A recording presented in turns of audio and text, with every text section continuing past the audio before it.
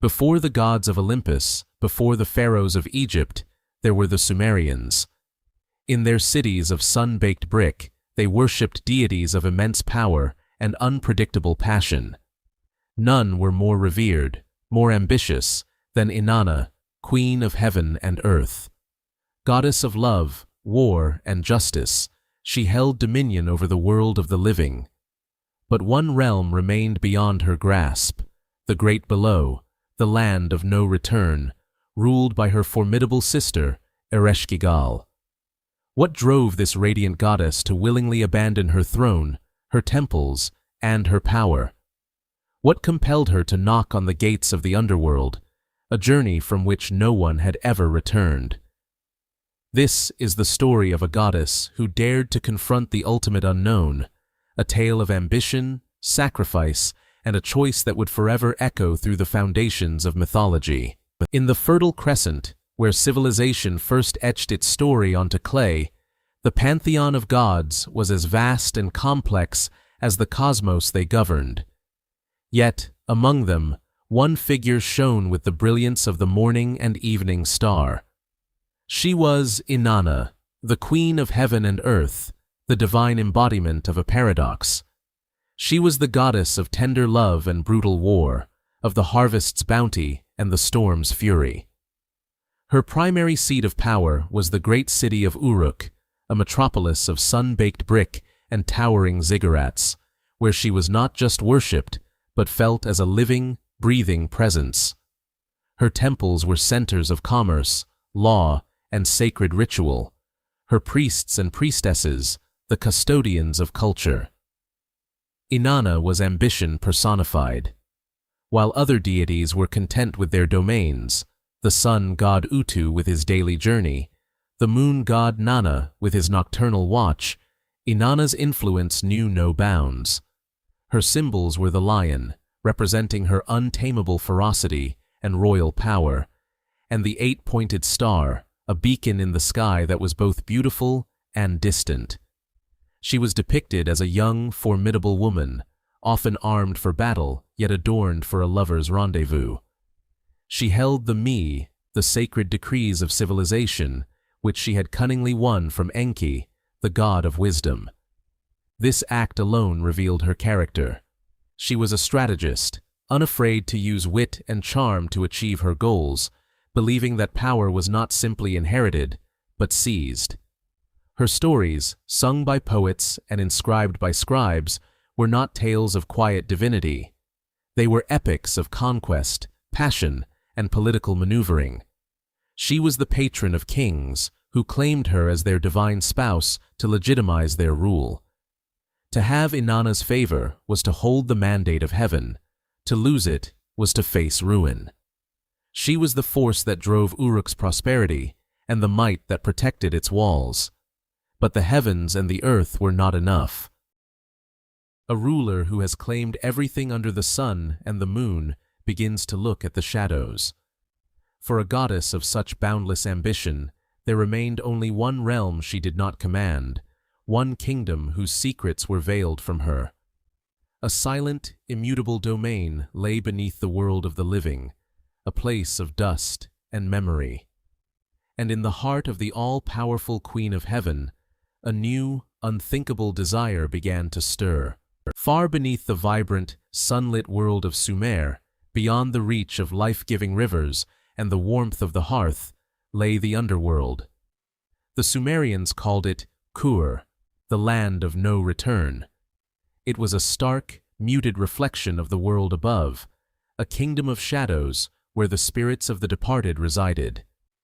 This was not a realm of punishment, but one of permanence and quietude, a final, unchanging home.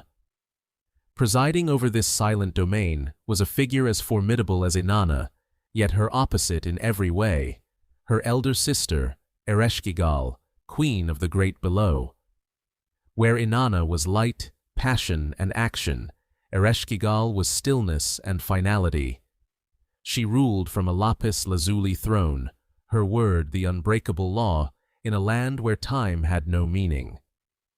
The two sisters represented a fundamental cosmic balance, the vibrant energy of life and the solemn inevitability of its end. They were bound by blood, but separated by the very nature of existence. One could not enter the other's realm without disrupting the fundamental order of the universe.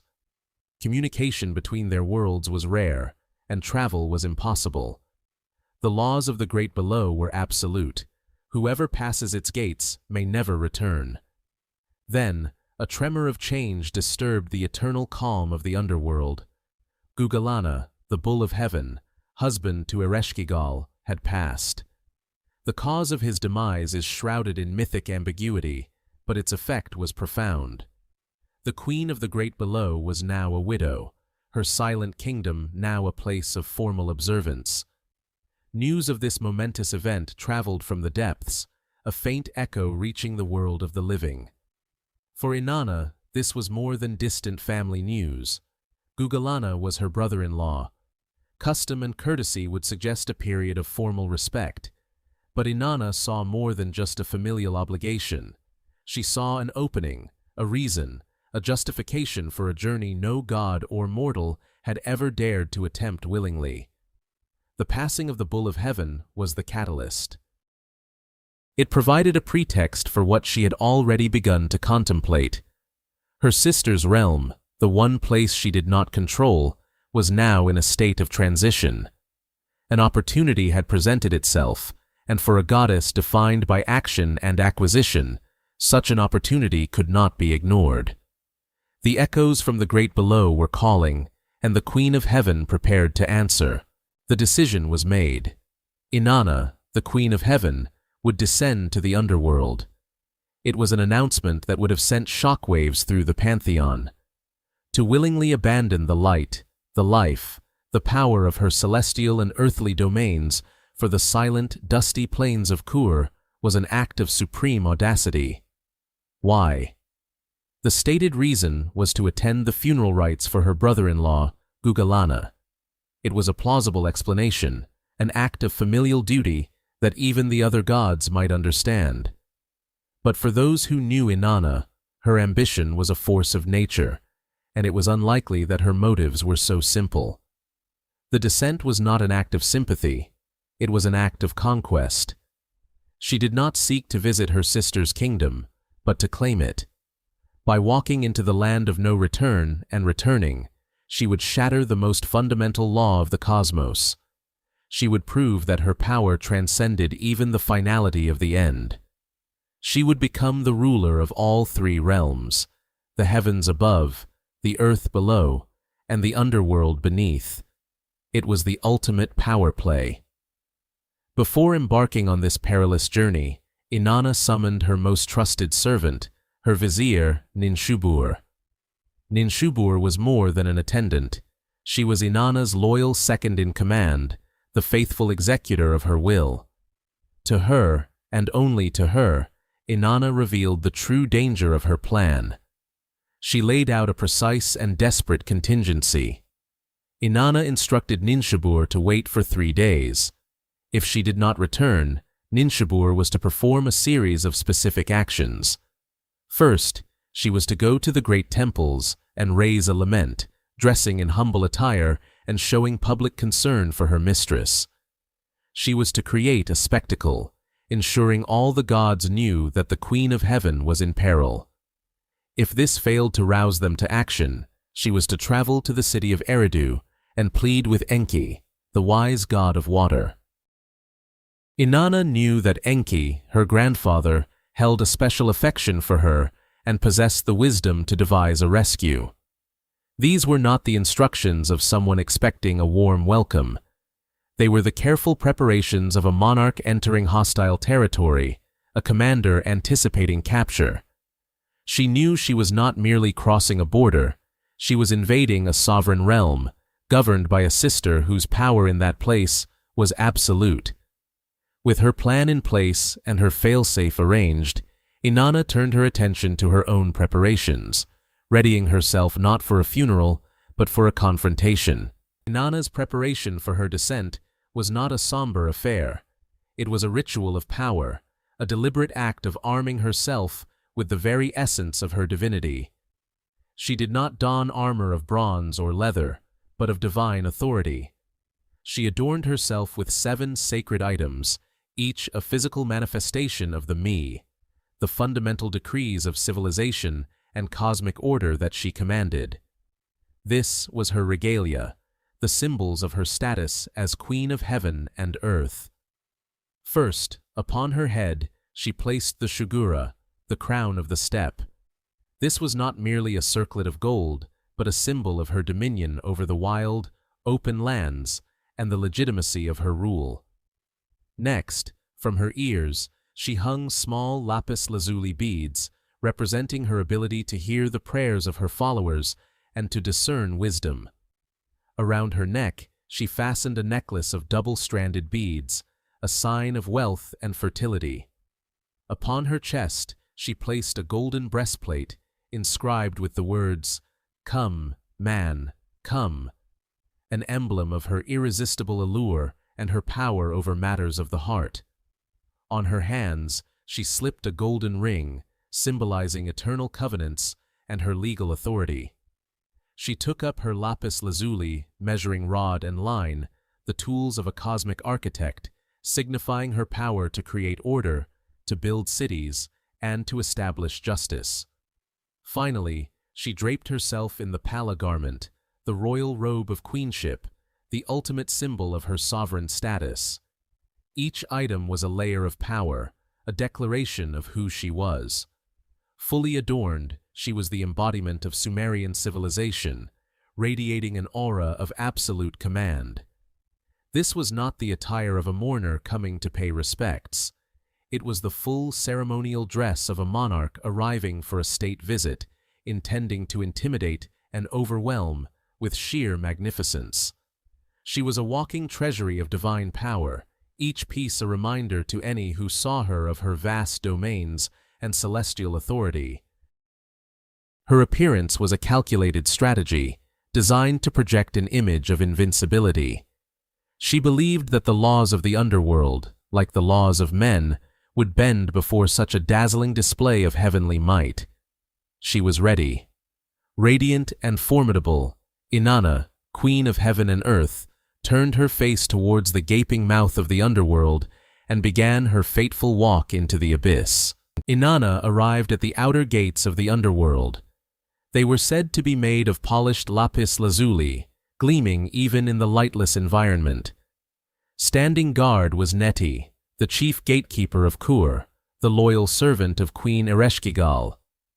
Inanna announced herself with all the authority she possessed, demanding entry. Neti, unswayed by her radiant appearance, asked who she was and why she had come. Inanna gave her name and her reason, to witness the funeral rites of Gugalana. Neti, following the strict protocol of his queen, instructed Inanna to wait as he carried the message to Ereshkigal. The response from the Queen of the Great Below was cold and precise. Inanna could enter, but she must adhere to the ancient laws of the underworld. The law was simple and unyielding. All who enter must be stripped bare. At the first of the 7 gates, Neti stopped her. "Come, Inanna, why is your crown upon your head?" he asked, before commanding her to remove it. The sacred laws of the underworld must be obeyed.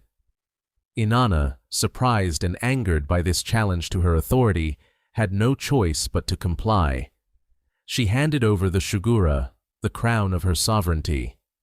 With its removal, she felt the first piece of her divine power fall away. At the 2nd gate, she was forced to surrender her lapis lazuli earrings. At the 3rd, her beaded necklace. At the 4th, her gleaming breastplate. With each gate she passed, the process was repeated. The gatekeeper, Neti, in a ritualistic chant, demanded another piece of her regalia, another symbol of her power. At the 5th gate, she relinquished her golden ring. At the 6th, her measuring rod and line. Finally, at the 7th and last gate, standing on the very threshold of her sister's throne room, she was commanded to remove her pala garment, the royal robe that was the final vestige of her identity as queen. The systematic removal of her adornments was more than a simple disrobing. It was a ritualistic dismantling of her power, a deliberate humiliation. Each item taken was a me being stripped from her, leaving her progressively more vulnerable. She had arrived as the magnificent Queen of Heaven, a being of immense power. Now she stood as a mere shade, divested of all authority, all protection, and all identity. The journey that began as a bold conquest had become a path of submission. She had passed the 7 gates, but at a cost she had never anticipated. Now, powerless and exposed, she stepped into the throne room to face the sister she had intended to dominate. Before a single footstep was taken toward the great below, Inanna, the Queen of Heaven, demonstrated a foresight that separated gods from mortals. She understood that the path she intended to walk was not a simple journey. It was a challenge to the fundamental order of the cosmos, a confrontation with an immutable power. The Underworld, the land of no return, was aptly named. Those who entered its gates did not leave. Knowing this, Inanna summoned her most trusted servant, her faithful minister and constant companion, Ninshubur. Ninshubur was more than a messenger. She was the extension of Inanna's will, the loyal executor of her grand designs. Inanna's instructions were precise, a contingency plan of cosmic scale. She commanded Ninshubur to wait for 3 days and 3 nights. If, after that time, her queen had not returned from the depths, a great lament was to begin. Ninshubur was to dress in the plain garments of a wanderer, to let her appearance reflect the profound loss the world would suffer in Inanna's absence. She was to fill the temples with her cries, to visit the sacred cities of the great gods, and to plead for the life of her mistress. The instructions were a sacred testament to their bond. First, Ninshubur was to go to Nippur, to the temple of Enlil, the supreme father of the gods. She was to prostrate herself and beg him not to let his brilliant daughter be overcome in the dust of the underworld. If Enlil refused, as Inanna suspected he might, her minister was to travel to Ur, the city of the moon god, Nanna, Inanna's own father. There, she was to repeat her plea. But Inanna held a special hope for the third god. If Nanna also denied aid, Ninshubur was to make her way to Eridu, the home of Enki, the god of wisdom, magic, and creation. Inanna felt certain that Enki, the clever and resourceful one who had always shown her favor, would not abandon her. He who knew the secrets of life and revitalization would surely devise a plan. With her instructions delivered, Inanna placed the fate of her return, and perhaps the balance of the world, into Ninshubur's hands. She then turned her face toward the setting sun, toward the place where the world of the living met the realm of what was to come. Having secured her legacy in the world above, Inanna began her physical passage. She gathered the 7 divine powers, known as the Me, and adorned herself for a journey of conquest, not submission. She was not a soul being dragged to the underworld. She was a queen arriving for a state visit, albeit an unwelcome one. On her head, she placed the shugura, the crown of the steppe, a symbol of her authority. In her hand, she held her lapis lazuli, measuring rod and line, instruments of divine order and justice. Her attire was that of a goddess at the height of her power, robed and bejeweled to project an aura of invincibility. Her destination was the Ganzir Palace, the formidable entrance to the underworld, a gateway from which no traveler had ever returned. Upon her arrival, she did not plead for entry. She commanded it. With an imperious voice that echoed across the silent plains, she announced her presence to the chief gatekeeper, Neti. "Open the house, gatekeeper! Open the house!" she demanded. "Open the gate so that I may enter." Neti, the faithful servant of Inanna's elder sister, Ereshkigal, queen of the underworld, was taken aback by the audacity of the visitor. He peered through the gate and saw the radiant Queen of Heaven, a being of pure light standing at the threshold of a realm defined by its absence. "Who are you?" he asked, his voice accustomed to the whispers of shades, not the pronouncements of gods. Inanna identified herself fully, declaring her divine titles and her dominion over the place of the rising sun. Neti, bound by protocol, told her to wait. He went to his own queen, Ereshkigal, to report the astonishing arrival. He relayed Inanna's words and described her magnificent divine attire. Ereshkigal's reaction was complex, a mixture of surprise, suspicion, and a deep, simmering resentment for her sister who reigned in the sunlit world above. A plan began to form in her mind, a way to humble the brilliant goddess from the great above. She instructed Neti to allow Inanna entry, but on one condition. The ancient laws of the underworld must be upheld. The Queen of Heaven would be welcomed, but she would enter on Ereshkigal's terms, not her own. Neti returned to the imposing gate and relayed his queen's decree. Inanna could enter, but she would do so by passing through 7 gates, and at each gate she would be required to remove one piece of her divine regalia. This was the unalterable law of the Kur, the underworld. All who entered, whether mortal or divine, must be stripped of their worldly power and pretense, arriving before its queen as they truly are, bare and without defense. This was the ultimate equalizer. Inanna, Queen of Heaven and Earth, was to be subjected to the same humbling process as the lowliest mortal soul. With the first gate opened, she stepped across the threshold, leaving the world of light behind. The air changed, growing still and heavy with the dust of ages. As she approached the gatekeeper, he reached for her crown. "Why?" Inanna demanded, her voice sharp with indignation. This was the Shugura, the crown of the steppe. It was not mere ornamentation. It was the physical manifestation of her authority, her right to rule, the very symbol of her queenship. To remove it was to remove her primary identity. Neti's reply was simple and absolute. "It is the way of the underworld. The pure laws of Ereshkigal must be obeyed." There was no room for argument, no appeal to a higher authority. Here, Ereshkigal's word was law. Inanna had to make a choice: turn back and abandon her quest, or submit and continue. Her purpose was too great to be deterred by this first indignity. With a slow, deliberate movement, she removed her crown. As Neti took it from her, she felt the first true chill of the underworld. It was not a physical cold, but a chilling of the spirit, the first shearing away of her divine power. She had entered as a conqueror, but with this single act, she had become a petitioner.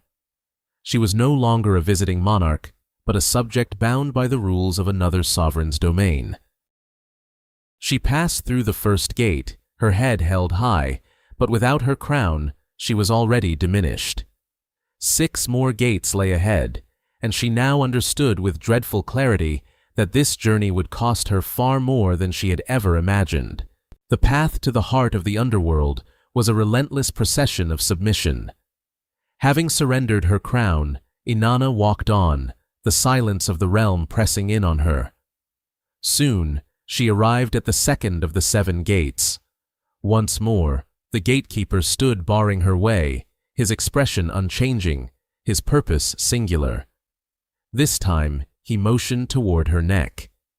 Inanna wore a magnificent necklace of lapis lazuli beads, small, brilliant blue stones that mirrored the color of the sky at dusk.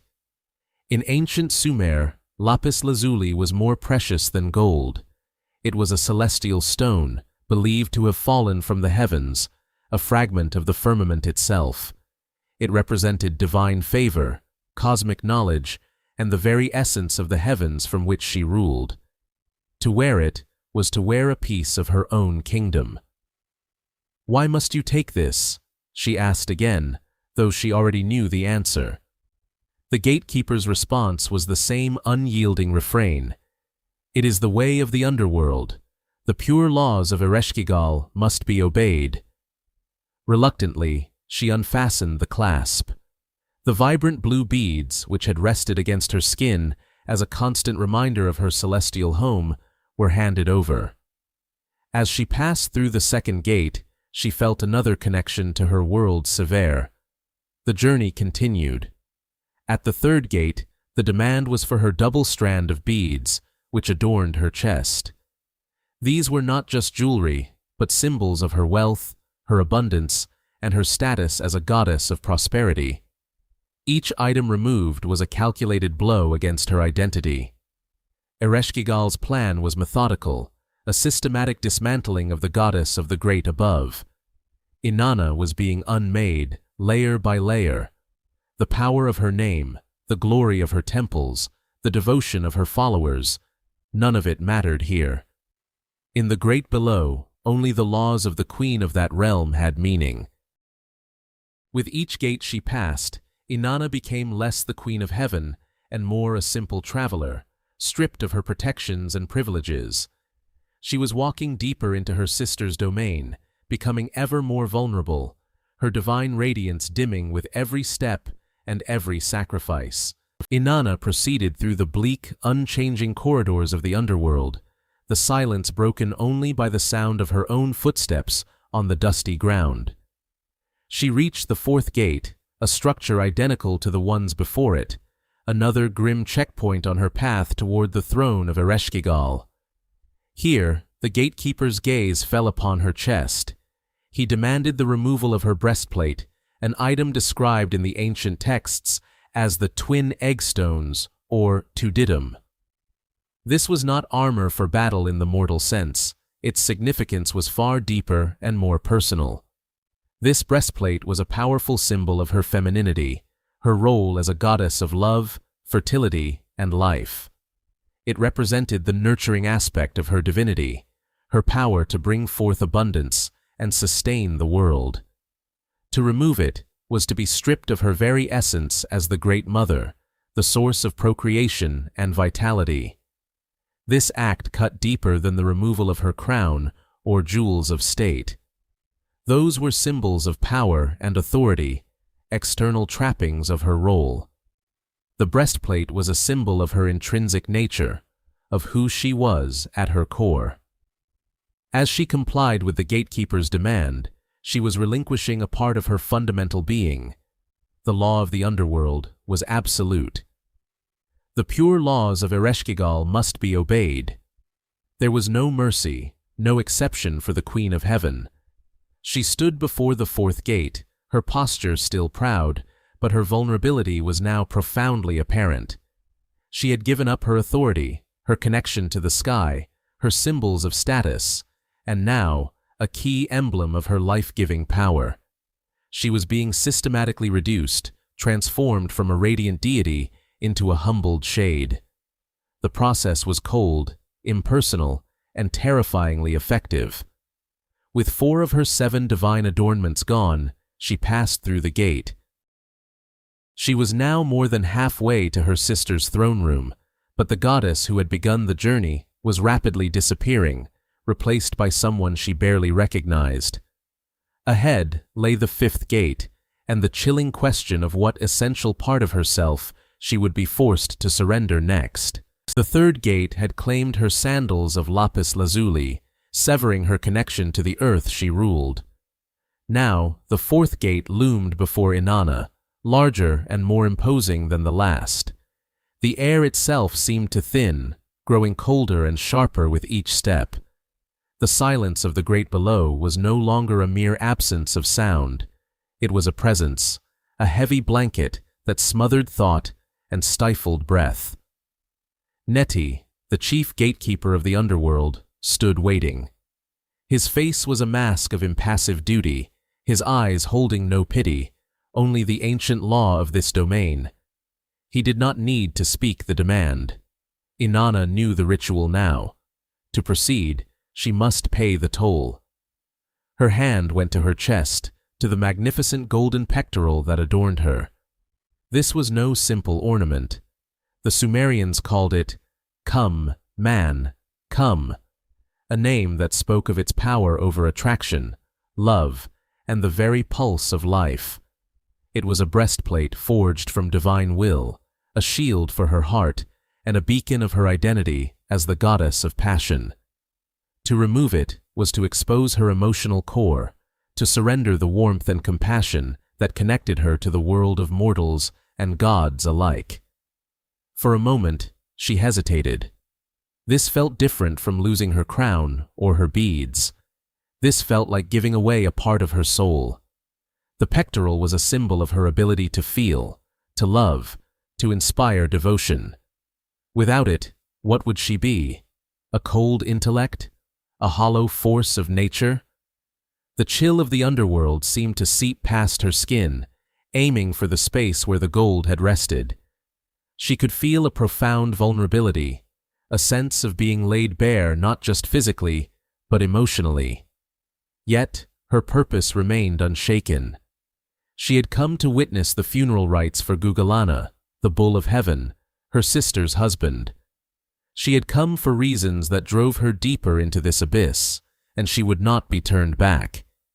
With a steady hand, she unclasped the golden plate. It felt impossibly heavy as she handed it to Neti. He took it without a word and stepped aside. The fourth gate groaned open, revealing a path even darker than the one behind her. Inanna walked through, her chest feeling strangely light and profoundly empty. The warmth was gone, replaced by a creeping cold. 4 gates down, 3 to go. Her power was diminishing, but her resolve was crystallizing into something hard and unbreakable. The journey between the 4th and 5th gates was a descent into profound isolation. The echoes of the living world were gone, replaced by a timeless, oppressive stillness. Inanna, now stripped of her crown, her beads, her sandals, and her pectoral, felt each loss as a distinct and separate wound. She was being systematically unmade, her divine identity dismantled piece by piece. The 5th gate was not ornate. It was a simple, brutalist structure of black stone that seemed to absorb all light, radiating a palpable sense of finality. Neti was there, as always, a silent arbiter of her passage. His gaze fell upon her hand. Inanna followed his stare to the single gold ring on her finger. This was not a mere piece of jewelry. It was a symbol of her authority, her dominion. In ancient Mesopotamia, rings sealed contracts, declared ownership, and signified royal command. This ring was the embodiment of her power to bind and to loose, to make decrees that shaped the fates of cities and kings. It was her connection to her husband, Dumuzid the shepherd, a tangible link to the world of earthly love and royal duty she had left behind. To surrender this ring was to give up more than just an emblem of status. It was to relinquish her grip on power itself. It was an admission that here, in the kingdom of her sister, her own authority meant nothing. A flash of her celestial anger, the very fire that made gods and mortals tremble, rose within her. Who was this mere gatekeeper to demand such a price? Who was her sister, Ereshkigal, to command the queen of heaven and earth to enter her realm as a beggar? But the cold logic of the underworld prevailed. Defiance was useless here. The laws were absolute, ancient, and unbreakable. With a deep breath that felt like inhaling dust, she slowly worked the ring from her finger. The metal, once warm with her own life force, felt cold against her skin. She placed it in Neti's outstretched hand. The moment it left her touch, she felt a seismic shift in her being. The innate sense of command, the certainty of her own divine right, vanished. She was no longer a queen making a journey. She was a supplicant, subject to the rules of another. The gate swung open. As she passed through, Inanna clenched her now bare hand into a fist. It felt weak, ineffectual. She could feel the formidable presence of Ereshkigal ahead, a gravitational pull she could no longer resist. 2 gates remained, and she had so little left to offer. The 6th gate stood before Inanna, a monument to the underworld's stark geometry. There was no artistry here, only function. The air was thick with the scent of ages, of dust that had never known sunlight, of time that had ceased to flow. The silence was no longer empty. It was filled with the weight of every soul that had ever passed this way, a chorus of unspoken histories. Neti's silent demand was clear. Inanna held her last symbols of cosmic authority, the lapis lazuli, measuring rod, and the flaxen line. To the people of Sumer, these were the most sacred of instruments. They were not tools for builders, but emblems of divine order. With this rod and line, the gods measured the universe, designed the great temples, established the boundaries of cities, and laid down the foundations of civilization itself. They were the physical manifestation of justice, of cosmic law, and of the divine intelligence that brought order from chaos. This was the core of Inanna's role as a creator goddess. She was the surveyor of the sacred, the architect of society. Losing her crown was a loss of status. Losing her pectoral was a loss of heart. But losing the rod and line was a loss of function, a surrender of her very purpose in the cosmic scheme. She was being asked to give up her ability to create, to judge, to shape the world according to a divine plan. It was the ultimate intellectual and spiritual disarmament.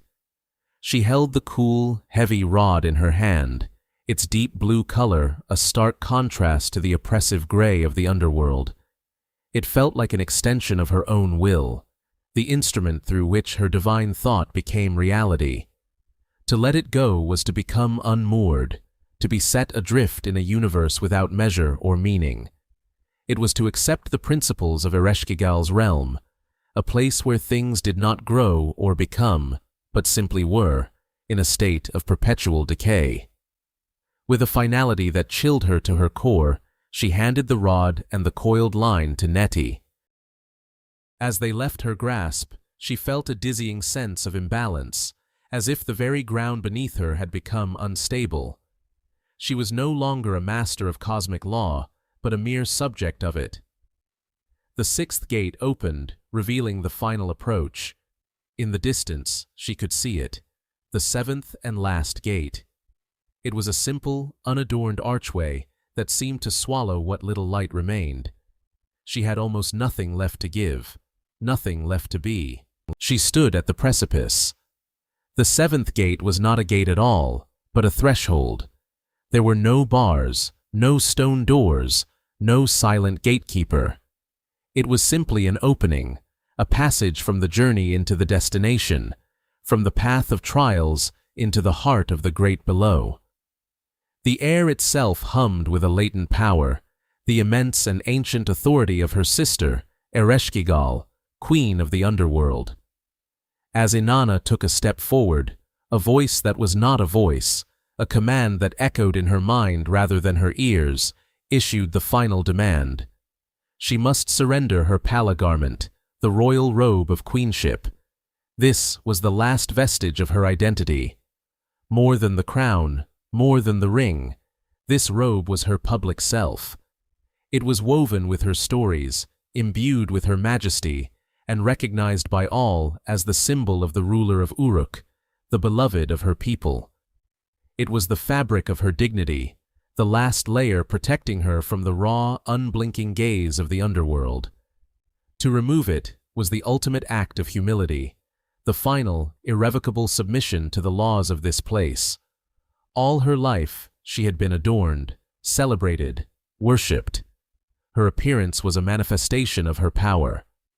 Now she was being asked to stand with nothing, to be seen not as a goddess or a queen, but as a naked spirit, stripped of all artifice. This final act was not about losing an object of power, but about losing herself. The robe represented her place in the world above, her history, her name. Taking it off was like shedding her own skin, erasing her own story.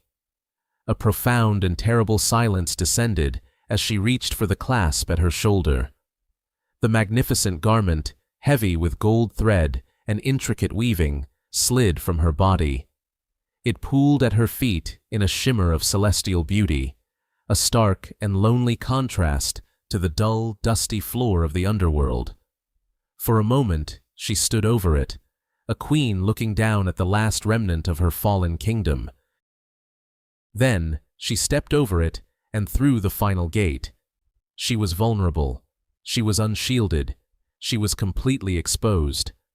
Ahead, through the oppressive gloom, she could finally see it, a throne carved of dust and despair. And upon it, a figure sat, shrouded in shadow, waiting for her. The moment of confrontation, the very purpose of her long and terrible descent, had finally arrived. The journey was over. The 7 gates, each with its painful price, were now behind her. Inanna stood in the throne room of the underworld. It was a vast, cold cavern, a place untouched by time or change. The only light came from an unseen source, casting long skeletal shadows that danced on the damp stone walls. Before her was the throne, and upon it sat her sister, Ereshkigal. She was not the monstrous figure one might imagine, but a being of immense and somber power, a queen bound to her dark and lonely kingdom. The ancient texts describe her as being in a state of distress, her sorrow for her domain made manifest. She was the embodiment of the world's grief, the warden of its finality. At the foot of the throne sat the Inanna, the 7 silent judges of the underworld. Their faces were impassive, their eyes holding the wisdom of ages and the finality of all things. They looked upon Inanna, who stood before them with nothing, no crown, no jewels, no robe. She was not the queen of heaven here. She was simply a spirit, arriving uninvited in a land that did not welcome life. Inanna approached the throne. Perhaps she meant to speak, to explain her presence, to offer condolences for the bull of heaven. But in the great below, the laws of the living world do not apply. Power does not come from speech or status, but from embracing the grim reality of this realm. Ereshkigal rose. She did not need to raise her voice. Her power was absolute here. She fixed her sister with the eye of death, a gaze that contained the concentrated essence of endings. The 7 judges, the Inanna, passed their sentence. A word of wrath was spoken. A cry of guilt was uttered against the intruder. The life force that had animated the vibrant goddess of love and war was extinguished. The queen of heaven and earth, the light of her city Uruk, ceased to be. The texts state simply that she was turned into a piece of lifeless flesh and was hung on a hook on the wall, a silent testament to the ultimate power of the underworld. A profound stillness fell over the throne room. The goddess of life was gone. But this was not an ending. It was a transformation. Far above, in the sunlit world, Inanna's faithful servant, Ninshubur, watched the sky. 3 days and 3 nights had passed. Her mistress had not returned. The second part of Inanna's audacious plan, the part that accounted for failure and provided for rescue, was about to begin. Inanna, once the radiant queen of heaven, now stood utterly diminished in the heart of the great below. Stripped of her crown, her jewels, and her divine authority, she was a mere spirit before the ultimate tribunal of the cosmos. Before her sat the 7 judges of the underworld, the Anunnaki. They were not gods of passion or whim, but ancient, implacable forces, the embodiment of cosmic law itself. Their thrones were carved from the bedrock of reality, and their faces were shadowed, impassive masks of immutable order. They did not debate, they witnessed. They did not argue, they perceived. Their role was to uphold the fundamental principle that separates the realm of the living from the realm of the departed. Inanna had willfully and ambitiously broken this sacred boundary, seeking dominion over a sphere that was not hers to command. Presiding over this solemn court was her own sister, Ereshkigal. The queen of the underworld did not need to speak. Her profound, ancient grievance filled the chamber. Her very presence was an accusation, a testament to the injustice she felt, ruling over this colorless domain, while her sister reveled in the light and life of the world above. The Anunnaki turned their collective attention to the shivering form of Inanna. They did not pronounce a sentence with words. Instead, they fixed upon her the gaze of finality, a look that contained the full weight of cosmic judgment. It was a verdict more powerful than any spoken decree. Under this immense pressure, Inanna's essence was undone. The vibrant, ambitious, life-giving goddess ceased to be. The vital spark that defined her was extinguished, and her form became an inert object, a silent testament to her transgression.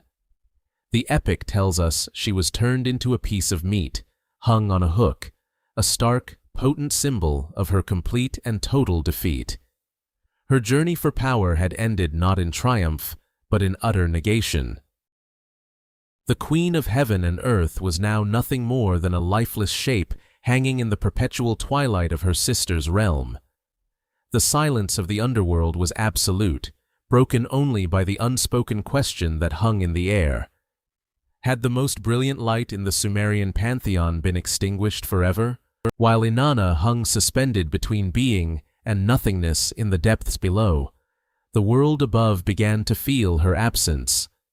It was not a sudden cataclysm, but a slow, creeping drain of vitality. As the goddess of love, fertility, and the passions that drive creation, her presence was woven into the very fabric of existence. Without her, that fabric began to unravel. The fields, once green and promising, grew listless. The barley would not ripen, and the date palms bore no fruit. In the pastures, the rams turned away from the ewes, and the bulls ignored the cows. The generative impulse of nature had simply ceased. Among humankind, the change was just as profound.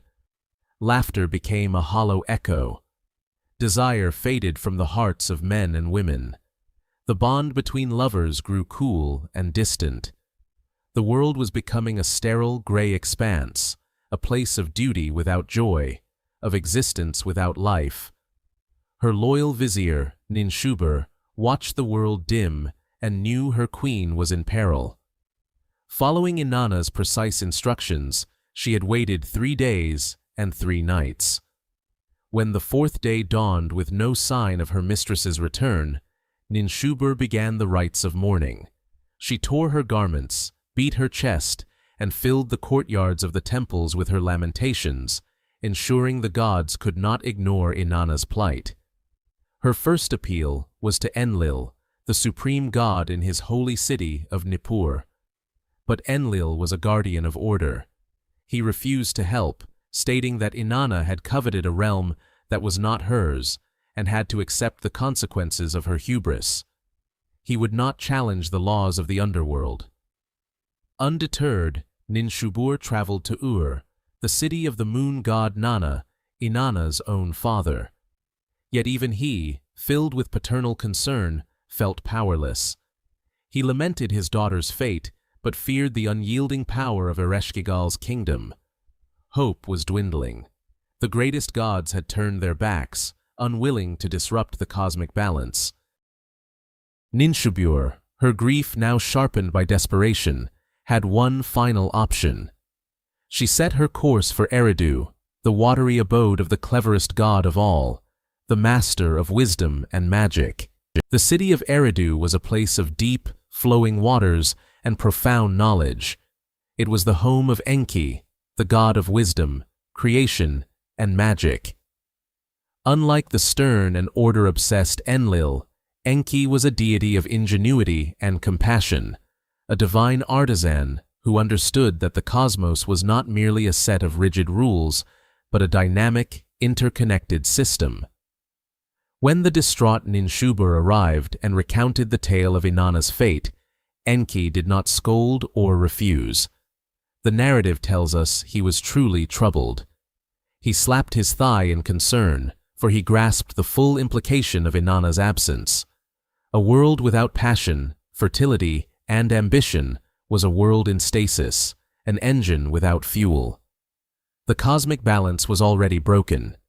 Enki, however, was too clever to launch a direct assault on the underworld. He knew that force would be met with greater force, and that the laws of Ereshkigal's realm were absolute. Instead, he turned to his unique gift, creation. The god reached down and scraped the dirt from beneath his fingernails. From this humble substance, he fashioned two beings. They were neither male nor female, neither god nor mortal. They were the Kurgara and the Galatur, creatures designed for a singular, delicate mission. Because they were not of conventional life, they could not be harmed by the conventional powers of the underworld. They were like whispers in a realm of stone, able to slip past sentinels and bypass barriers that would stop any other being. Enki gave them his parting instructions, along with two precious gifts, the food of life and the water of life. He did not command them to fight or to threaten. Their task was far more subtle. They were to enter the great below, find Queen Ereshkigal on her throne, and offer her something she had never known in her somber kingdom: empathy. They were to mirror her suffering, to feel her pain with her, and in doing so, to soothe the ancient grief that defined her. With their instructions clear, the two small, unassuming emissaries slipped away, moving like shadows toward the 7 gates of the underworld. The fate of the Queen of Heaven now rested not on a clash of titans, but on a quiet act of compassion. The Kurgara and the Galatur moved through the underworld like mist, unseen by the gatekeeper Neti and unnoticed by the spirits that dwelled there. They reached the throne room at the heart of the Kur and found a scene not of malevolent power, but of deep affliction. Ereshkigal, the formidable queen, was not sitting in judgment. She was overcome by her own sorrow, her sacred garments in disarray. The myth describes her as being in the throes of labor, a powerful metaphor for her constant, agonizing duty of receiving the newly departed into her realm. She was perpetually giving birth to the end of life. Following Enki's instructions, the two creatures did not announce themselves. They did not make demands or pleas. Instead, as Ereshkigal let out a moan of profound weariness, they moaned with her. When she sighed with the weight of her lonely burden, they sighed in perfect sympathy. This was an act of radical empathy. In her isolated kingdom, Ereshkigal was feared and obeyed, but never comforted. To have her own feelings mirrored back to her without judgment was a completely new experience. The queen's lamentations subsided. She looked at these strange, gentle beings who had offered her solace instead of supplication. Moved by their compassion, and in a moment of profound gratitude, she offered them a reward. "Ask for anything," she declared, "and it shall be yours." The Kurgara and the Galatur could have asked for rivers of grain or chests of jewels. Instead, they politely requested the lifeless form that was hanging from a hook in the corner of the room. Ereshkigal was taken aback, realizing she was trapped by her own oath. Reluctantly, she consented. The two emissaries took down what remained of Inanna. They sprinkled her with the food of life and the water of life that Enki had given them. Instantly, the spark returned. Inanna stirred. She sat up. She stood. The Queen of Heaven was alive once more. But her victory was not complete. The Anunnaki appeared, their silent presence a reminder of the unbreakable laws. No one, they decreed, could leave the underworld without providing a substitute, a soul for a soul. To ensure this bargain was kept, they dispatched a host of Gala, the relentless bailiffs of the underworld, to accompany Inanna on her ascent. She was revived, but not yet free. Her journey back to the light would be a hunt for the one who would take her place. Inanna emerged from the final gate of the underworld, blinking in the brilliant sunlight of the world above. The air was sweet, the colors vibrant. She was restored, but she was not alone. Flanking her were the Gala, the pitiless servants of Ereshkigal, their shadowy forms a constant reminder of the debt she owed. Her return was not a celebration, but a grim procession to find a replacement. The first person she encountered was her faithful vizier, Ninshubur, who fell to the ground at her feet, still dressed in the sackcloth of a mourner. Seeing her unwavering loyalty, the Gala moved to seize Ninshubur as the substitute, but Inanna raised a hand, her voice firm. "No, this one saved me. She wept for me. She fought for me.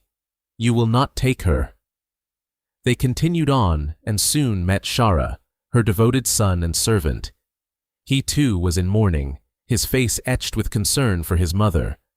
Again, the Gala prepared to claim their prize, and again Inanna protected her own. "He grieved for me at the ruins," she commanded. "He is not the one." Finally, she arrived at the great gates of her city, Uruk. She strode towards her palace, towards her throne, and there she saw him, her husband, Dumuzid, the shepherd king. He was not in mourning. He was not wearing sackcloth. He was dressed in splendid shining robes, seated comfortably upon her throne, enjoying the authority that her absence had granted him. He showed no sign of grief, no sign of having missed her at all. In that instant, Inanna's journey transformed her. The goddess who had just been saved by empathy now felt the cold fire of betrayal. All the compassion she had shown her loyal servants vanished, replaced by a terrible clarity. She looked at her indifferent husband, reveling in his borrowed power. Then she looked at the waiting Gala. She did not need to speak a word.